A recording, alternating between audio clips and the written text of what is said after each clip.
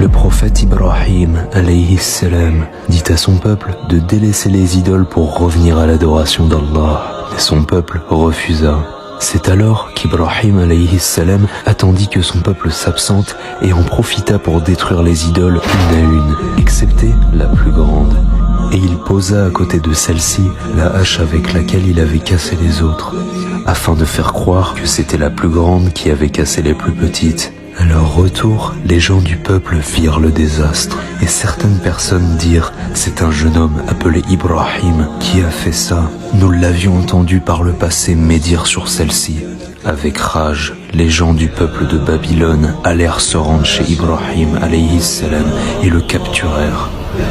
Que va-t-il se passer? Que vont-ils faire au prophète Ibrahim? Nous allons le voir dans cet épisode. Arrivés chez Ibrahim, ils l'attrapèrent, puis ils l'emmenèrent avec eux, pour qu'il soit aux yeux de tout le monde et que les juges puissent trancher. C'est alors qu'ils lui dirent « Pourquoi as-tu fait cela ?» Ils leur répondirent « Ce n'est pas moi, c'est la grande idole. Regardez à côté de celle-ci se trouve la hache. Demandez-lui donc si elle peut parler. » Puis, tous, ils se regardèrent les uns les autres, silencieux. Puis ils lui dirent « Mais tu sais bien qu'elle ne parle pas et ne bouge pas. » Ibrahim leur dit alors « Vous placez au rang de Dieu des choses qui ne peuvent ni parler ni se défendre. Vous demandez la protection et la sécurité à des choses qui ne peuvent même pas assurer leur propre sécurité. » Puis ils dirent « Brûlez-le !» C'est alors que le peuple de Babylone prit la décision de brûler vif Ibrahim alayhi salam, qui n'était encore qu'un enfant. Ils attachèrent Ibrahim et dirent « Allez chercher du bois !»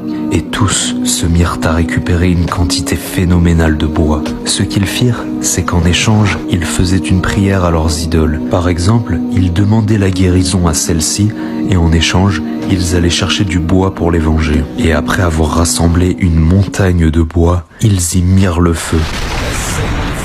Et ceci déclencha un feu d'une taille gigantesque. Le plus grand brasier de tout Babylone. Le feu avait atteint une telle hauteur que même les oiseaux qui passaient au-dessus brûlèrent. Puis ils prirent Ibrahim afin de le jeter dans le feu. Mais en arrivant devant, ils n'y arrivèrent pas. Le feu était tel qu'ils ne pouvaient même pas l'approcher. C'est alors qu'ils décidèrent de le jeter par le biais d'une catapulte. Ils prirent alors une catapulte et le mirent dedans. Ils chargèrent la catapulte. Et ça y est, voici venus les derniers moments d'Ibrahim alayhi salam. Derniers moments avant de mourir brûlé vif. Et soudain, l'ange Jibril apparut et lui dit « Oh Ibrahim, veux-tu que je t'aide ?» Et Ibrahim lui répondit « Je ne m'en remets qu'à Allah. »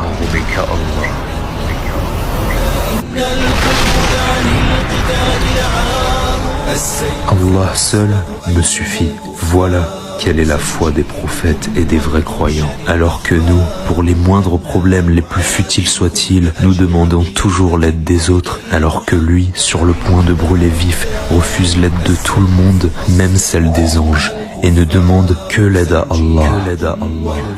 Et là, la catapulte se déclencha, et Ibrahim fut projeté dans les airs. Et tout le monde est témoin, le peuple de Babylone, son père, sa mère et tous ses proches. Ibrahim est alors projeté dans les airs vers le feu, et soudain,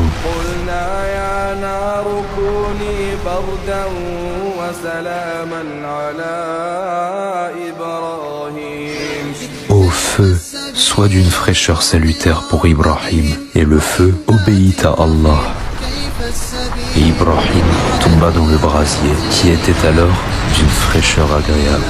La seule chose qui brûla fut la corde qui tenait Ibrahim attaché. Ibrahim, alayhi salam, se releva et dit « Allahu Akbar » et se prosterna. Tout le monde se retourne ébahi, choqué, ne pouvant pas croire ce qu'ils viennent de voir.